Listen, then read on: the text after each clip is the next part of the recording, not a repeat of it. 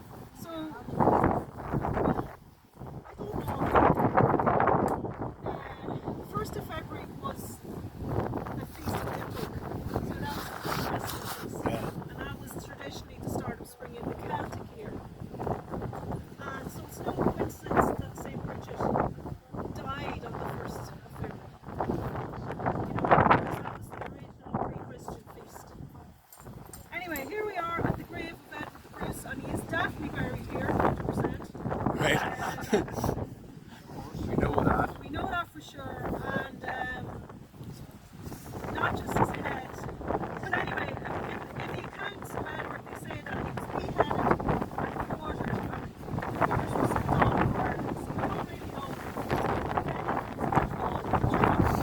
and a few of these stories are here,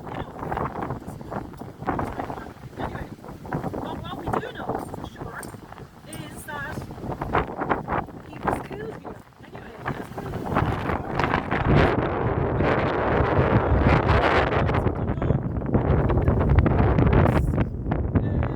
Bruce invasion. I'm just going to stand up there. So, Bruce invasion. The Bruces decide. Robert the Bruce was the Scottish king. He'd had some success against the English, as you know, and he decided to open up another front against them in Ireland. And they think that maybe eventually he was going to try and persuade the Welsh as well to come on board.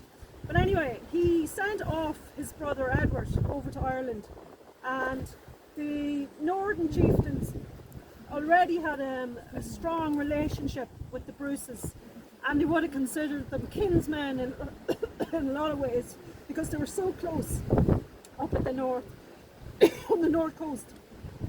So anyway, Edward came over and he was more or less welcomed by most of the chieftains here, because of course anybody who was against the English was going to be welcomed. So they kind of went along with it, and they supported him. And he was actually crowned King of Ireland not far from Faughart. So he came in 1315 and made his way down slowly. Took about 2 months to come down from Larne, got to Dundalk, burnt Dundalk, English town, went on further, went back to Scotland, came back again. It was a terrible time for a military expedition. expedition because there was a huge famine all through Europe at that time. Great European famine was happening then. So it was a dreadful time for any army to try to do. So eventually, and people were starving everywhere. So Edward the Bruce was not a popular conqueror coming in. He wasn't doing anything to help people here on the ground.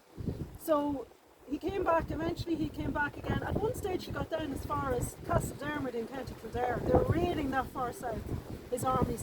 So he came back in 1318 and it was a sort of a hurried expedition, and a lot of his northern allies, the Irish clan chiefs, didn't come with him because it was all very rushed. And he got down here as far as Faughart, and the English Knights of Dundalk came out and he was killed in the Battle of Faughart. And supposedly beheaded and quartered and sent off. And who knows what would have happened if he hadn't been. You know, I don't know if things would have been very much different here. And I don't know if the Scots would have been better kings than the subsequent English kings. But anyway, it was a short enough expedition. But that's what happened to Edward. And I mean, he wasn't popular. Nobody wanted him to be here really. And he met his end with the Norman Knights of Dundalk. So whether he's here or not, we don't really know. But maybe part of him is here. And we now have this fantastic commemoration to him over here, the boulder.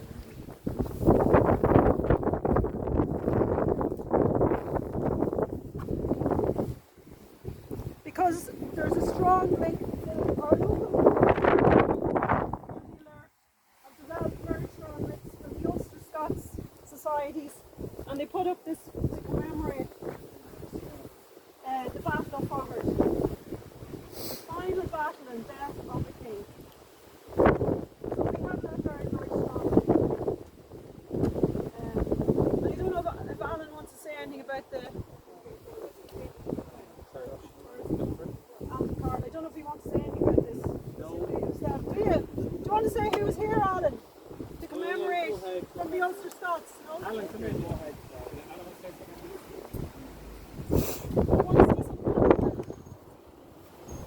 All I'll say, guys, is that we're part of the local community group. It was supposed to be the second anniversary of the council being the council. Sheridan just ignored the email until we came along after COVID, and it came out in the conversation then, and we followed it through. So I made direct contact with the Ulster Scots up north. They said they were completely surprised that we were there, that it was even more than after we ran right again. Over another year or so, it took them to get that boulder. That boulder is at a Newry quarry, and the sign is Newry company as well. But at the time as well, the man that came over is a direct bloodline descendant himself, so he's an old Bruce too. Right. He came over with his wife, unveiled it officially, planted a bit of, what do you call a plant? You put a plant in the back there, someone went and poisoned it recently. Oh, yeah, no. So we have to replant, because the idea was, whenever anyone's visiting, this is the Ulster Scots here, whenever anyone's visiting, they can spring up. So we will be replanting it.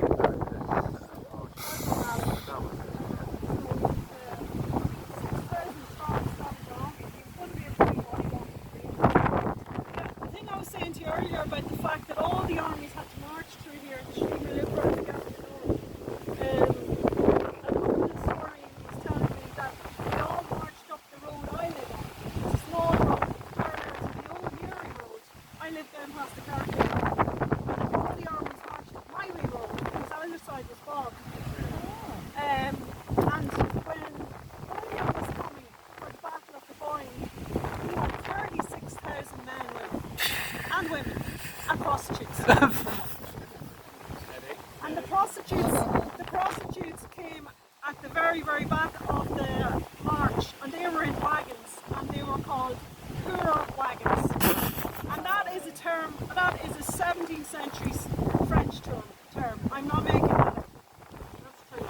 So they turned 36,000 of it, and he marched up Jonesborough Hill, and it took them, I think, well over a day for the full army to get up. There were so many.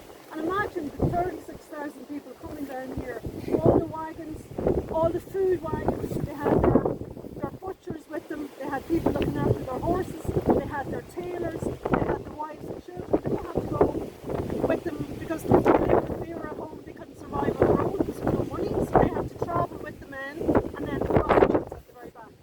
And they all came down to this here and all up to the bunny. So imagine what's under this landscape, you know? That's what I always think about my own road. Imagine what's going on under it. What if they dropped? Has it ever been excavated? Nothing's ever been excavated. No, Because no. it's too big of an area, you know? They came up Muir Hill and they marched through Jonesborough and they marched through Faughart and they marched on. So, Queen Elizabeth II was married. She came from Scotland. She had Scottish crown during the very old trial in the early part before she left Scotland. You see the gas was used to carry some of the Bruces. Is this the era we're talking of? Elizabeth II was a direct descendant of Edward. Right. Okay. So it probably is true then about the time. Anyway, we head down to the shrine now, okay? Just to excuse me, before we go, my daughter's still out. I, for everybody that came here for last year, we go what it is. Don't remember you might be I'm surprised.